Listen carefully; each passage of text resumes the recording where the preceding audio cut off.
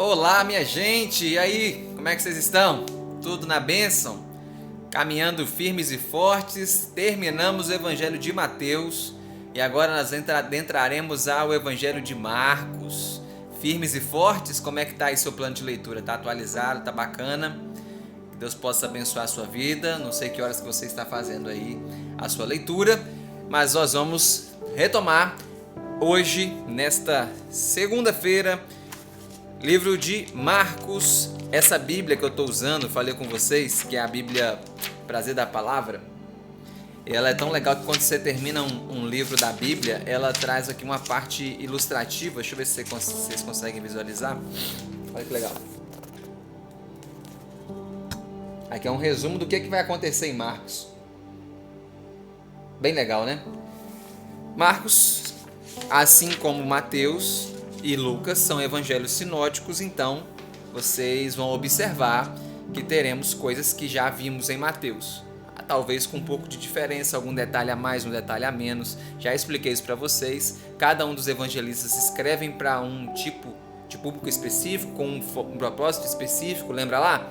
Mateus fala de Jesus como Messias, ungido, falou bastante sobre profecias. Marcos, você vai ver um Jesus agora muito atuante, um servo ativo, perfeito. Lucas é o homem perfeito, Jesus, homem que se compadece. E o Evangelho de João apresenta Jesus como o Filho de Deus. Então vamos lá hoje, vamos ler Marcos hoje, capítulo 1, 2 e 3. Acompanhe comigo aí na sua Bíblia, vamos juntos. Marcos 1, Judeia, ano 29. A missão precursora de João Batista. O Evangelho de Jesus Cristo, o Filho de Deus, começou exatamente como Malaquias e principalmente Isaías profetizaram há muitos séculos. Assim diz o Deus eterno: estou enviando meu mensageiro à minha frente para lhe preparar o caminho. Então você que prega no deserto, diga: preparem-se para receber o Deus eterno, corrijam as suas vidas. De fato, João Batista viveu no deserto. Ele pregava o batismo aos que se arrependiam e tinham seus pecados perdoados. Os moradores da Judéia, incluídos os da cidade de Jerusalém, iam ouvir João Batista. Muitos confessavam seus pecados e eram batizados por ele no rio. João Batista se vestia com uma capa feita com pelos de camelo e usava cintos de couro. Ele sobrevivia comendo gafanhotos e bebendo mel puro. Ele pregava basicamente o seguinte: depois de mim vem alguém que é mais importante que eu. Diante dele não sou digno sequer de atar ou de carregar a sua mala. Em outras versões é de desatar a sandália dos seus pés. Eu batizo vocês com água, mas ele batizará com o Espírito Santo. Jesus saiu de Nazaré, na região da Galileia, e foi até o Rio Jordão, na Judéia. Ali, João Batista o batizou. Quando saiu da água, Jesus viu que o céu se abriu e que o Espírito Santo pousou sobre ele como se fosse uma pomba. Imediatamente uma voz do céu disse a Jesus: você é o meu filho querido, você me tem dado muita alegria. Depois do batismo, o Espírito Santo conduziu Jesus ao deserto, onde Satanás o tentou durante 40 dias. Havia muitos animais selvagens naquela área, mas os anjos cuidavam de Jesus. O resumo da mensagem do Evangelho. João Batista foi encarcerado. Pouco tempo depois, Jesus deixou a Judéia e foi para a Galileia, onde pregava o Evangelho, dizendo: acabou a espera, o Evangelho da graça de Deus está perto. Portanto, arrependam-se e creiam no Evangelho da graça de Deus. Num dia em que caminhava pela praia no mar da Galileia, Jesus viu Simão, Pedro e André, que eram irmãos, lançando suas redes. Eles eram pescadores. Jesus se aproximou e disse: venham comigo. Convido vocês a se tornarem anunciadores da mensagem que transforma as vidas das pessoas. Nesse momento, os dois deixaram o que estava fazendo e seguiram a Jesus. Andando um pouco mais, Jesus viu outros dois irmãos, eram Tiago e João, filhos de Zebedeu. Eles estavam consertando suas redes de pesca. Jesus os chamou também. Eles deixaram o trabalho a cargo do pai e dos empregados e também seguiram Jesus imediatamente. Jesus e seus 4 companheiros entraram em Cafarnaum. No sábado daquela mesma semana, Jesus foi à sinagoga para ensinar.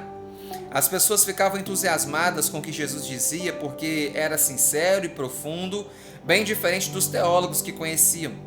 Estando ainda na sinagoga, apareceu alguém possuído por um demônio terrível que desafiou Jesus. Ei, Jesus, o que você quer conosco? Fala, Nazareno, está a fim de nos derrotar? Mostre que você mesmo é o Filho querido de Deus. Jesus, porém, repreendeu o demônio. Cala a boca e saia desse homem agora. O demônio sacudiu com violência o homem e saiu dele.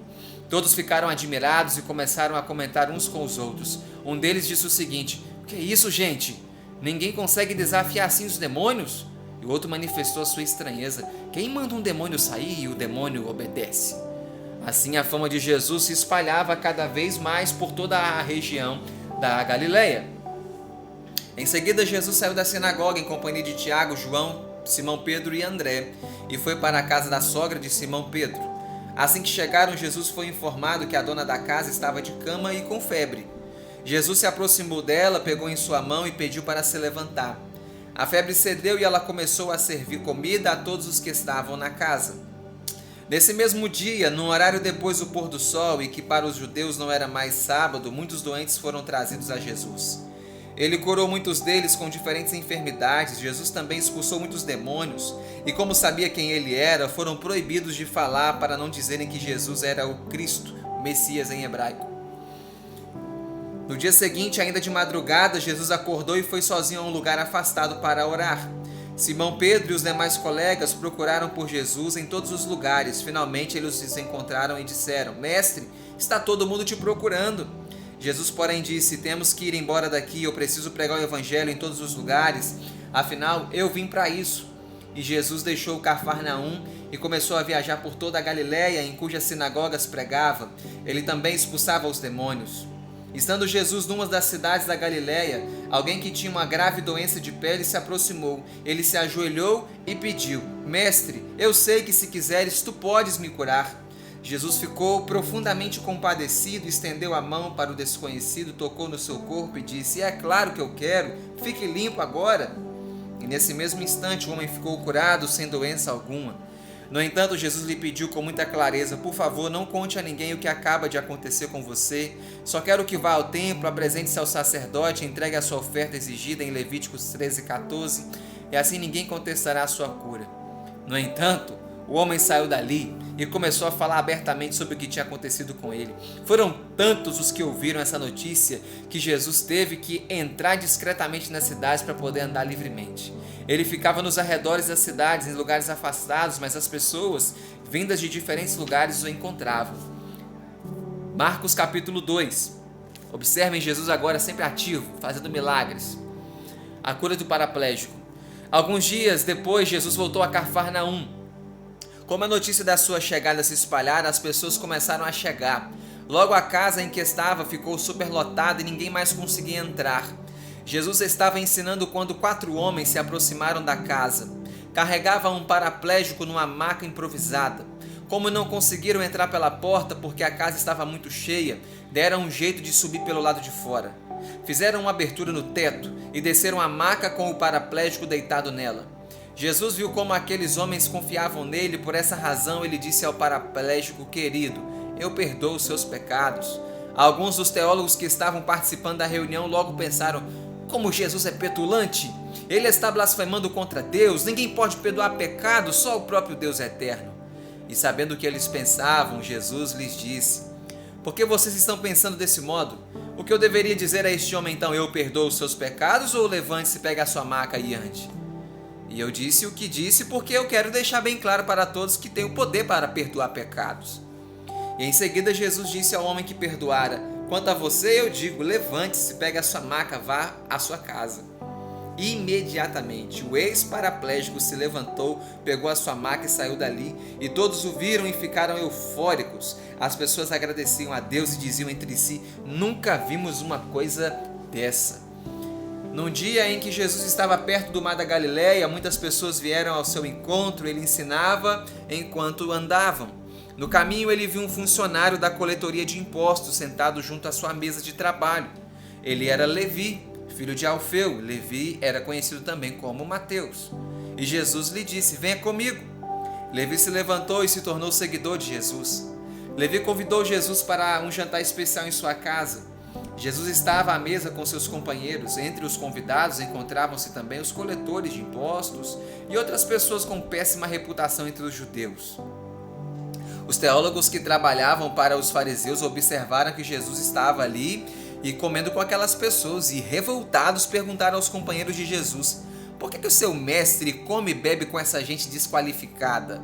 E Jesus ouviu os que diziam e respondeu: quem acha que tem saúde não precisa de médico, só busca um médico quem reconhece que está doente. Todos sabiam que os seguidores de João Batista e dos fariseus jejuavam. E por isso, algum tempo depois, algumas pessoas formularam a seguinte pergunta a Jesus: Mestre, os seguidores de João Batista e dos fariseus jejuam, mas os seus não fazem isso, por quê? Jesus respondeu: vocês acham que o noivo convida seus amigos para jejuar na festa de casamento? É claro que durante a festa não devem jejuar, mas chegará o tempo em que o amigo não estará presente e eles precisarão jejuar. Em seguida, Jesus fez duas comparações. A primeira foi: se você tem uma roupa nova, não vai cortar um retalho dela para consertar uma roupa velha, vai? Todo mundo sabe que o remendo de uma roupa nova não serve para a velha.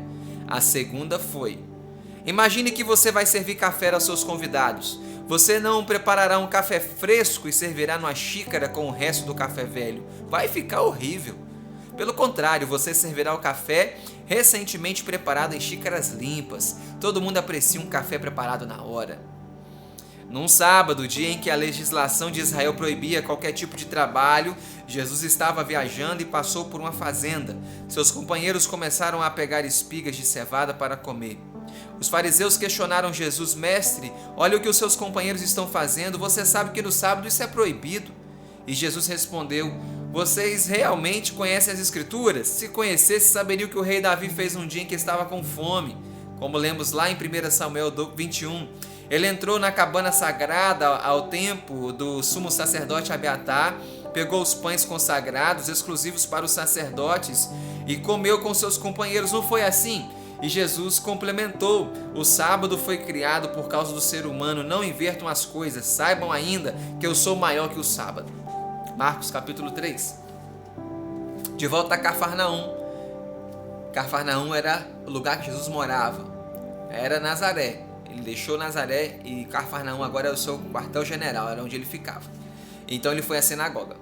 Alguém que tinha uma de suas mãos atrofiadas estava presente na reunião e era sábado. Todos estavam de olho em Jesus. Será que ele curaria aquele homem? Se o fizesse, eles os acusariam. Jesus chamou o homem: ei, você, vem para frente. Enquanto o desconhecido de mão atrofiada se aproximava, Jesus perguntou ao seu público: no sábado, devemos fazer o bem ou o mal? Devemos salvar a vida de uma pessoa ou deixar que ela morra? Ninguém respondeu. Diante do silêncio geral, Jesus ficou indignado e triste com tanta insensibilidade. Jesus disse ao homem: estenda a sua mão. O homem estendeu a mão, que foi imediatamente restaurada. Os fariseus saíram da sinagoga, procuraram os herodianos, que eram favoráveis aos governantes da família de Herodes, e juntos começaram a bolar um plano para eliminar Jesus. Jesus saiu dali e seguiu com seus companheiros em direção ao mar da Galileia. Ele foi seguido por muitas pessoas que vinham das diferentes regiões de Israel: Galileia, Judeia, Jerusalém, Idumeia, Transjordânia, bem como das cidades que faziam fronteiras como Tiro, Sidom, no que seria hoje o Líbano. Essas pessoas souberam dos milagres que Jesus fazia. Tantos eram os que procuravam Jesus, que ele orientou que seus companheiros assim para manter um barquinho pronto por perto para que pudessem entrar e navegar caso corressem algum risco. Como Jesus curava muitas pessoas, todos que tinham alguma doença se acotovelavam para chegar perto e tocar nele em busca de cura. Jesus libertava também os endemoniados que eram levados a ele. Quando os demônios o viam, ajoelhavam-se diante dele e gritavam: você é o Filho de Deus. Jesus proibia terminantemente que os seus milagres fossem divulgados.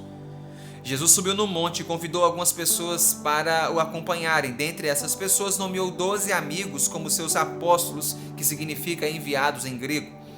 Eles deviam estar ao seu lado para depois serem enviados para pregar e expulsar demônios. Segue a lista dos 12 apóstolos: Simão, a quem chamava de Pedro; Tiago e João, que eram filhos de Zebedeu, os quais apelidou de Trovoada, por serem muito impulsivos; André, Filipe, Bartolomeu, Mateus e Tomé; Tiago, que era filho de Alfeu; Judas, Tadeu, Simão, um nacionalista, e Judas Iscariotes, que depois o traiu.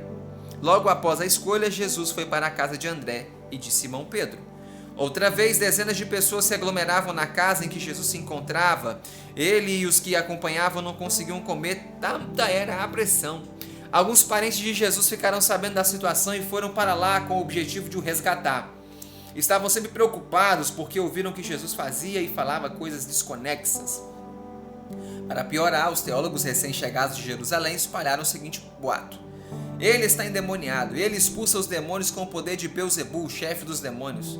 E Jesus respondeu às acusações por intermédio de comparações. Satanás não pode lutar contra Satanás. Um governo para persistir, precisa ficar unido. Se ele se dividir, ruirá como as peças de um dominó. Se o governo de Satanás estiver dividido, não permanecerá. Se Satanás lutar contra si mesmo, será facilmente derrotado e o seu governo acabará. Eu vim para derrotar Satanás, por isso faço o que faço, eu o domino. Entro na casa que ele invadiu, expulso, resgato tudo que ele saqueou. Eu ajo pelo poder do Espírito Santo, por isso vocês não estão contra mim, mas contra o Espírito Santo. Quem resiste ao poder do Espírito Santo nunca crerá em mim, e por isso jamais será perdoado de seus pecados. Vocês precisam se arrepender. De que lado vocês estão? Do meu lado ou de Satanás? Escolham. Jesus disse essas palavras por causa daqueles que diziam que ele estava endemoniado. Ele ainda falava quando chegaram a sua mãe, Maria, e todos os seus irmãos. Não conseguiram entrar porque a casa estava lotada de gente. Sabendo disso, alguém cochichou para ele: mestre, tua mãe, teus irmãos e tuas irmãs estão do lado de fora. Toda a tua família te procura. E Jesus primeiramente ponderou: há parentes biológicos e parentes espirituais. Quem aqui é meu parente espiritual? Depois, olhando em direção aos que estavam sentados ao redor, acrescentou: vocês são a minha família espiritual. Na verdade, quem vive de acordo com a vontade do Deus eterno é, espiritualmente falando, meu irmão, minha irmã e minha mãe.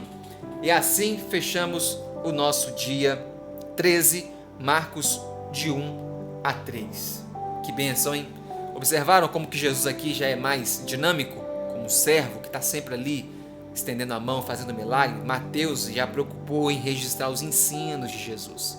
Quem viu The Chosen lá viu que Mateus estava sempre lá assim, ó. Observava isso lá? Essa é a ideia. Marcos, ele está registrando Jesus atuando. E depois nós vamos já falei isso para vocês, mas Marcos foi o primeiro dos evangelhos que foram escritos. Eles usaram depois os escritos de Marcos para escreverem os seus. E assim vamos. Amanhã, se Deus quiser, caminharemos para o nosso 14º dia, Marcos 4, 5 e 6. E eu espero você aqui no nosso canal. Compartilhe o link. Se você perdeu algum dia, volta lá, refaça, mas não deixe de acompanhar e seguimos firmes aí na nossa caminhada da leitura dos Evangelhos em 40 dias. Um ótimo dia, ótima noite. Tire um tempo para orar, para pensar. Que Deus te abençoe, em nome de Jesus. Valeu, até lá!